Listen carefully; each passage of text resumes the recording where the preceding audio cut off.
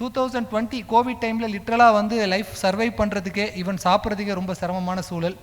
2021 பார்த்தீங்க அப்படின்னா அப்போ தான் ஒரு பிரேக் த்ரூ எனக்கு கிடச்சிது.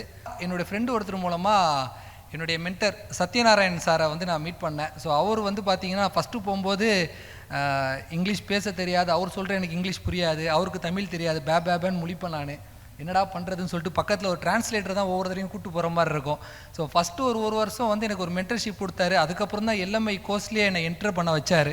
ஏன்னா அதுக்கான ஒரு எலிஜிபிலிட்டியோடு உள்ளே வரணும்னு சொல்லிட்டு 2021 அவரோட நான் ஜாயின் பண்ணேன். அப்போது ஒரு ஸ்டோர் 2 பேர் என்கிட்ட ஒர்க் பண்ணிட்டு இருந்தாங்க. 2021 அவர்கிட்ட நான் எல்எம்ஐ கோர்ஸில் சேர்ந்தேன். 2022 ஆல்மோஸ்ட் இப்போ பார்த்தீங்கன்னா கிட்டத்தட்ட 300 பீப்புள் ஒர்க் பண்ணுறாங்க என்னோடய கம்பெனியில். ஒரு 6+ ஸ்டோர்ஸ்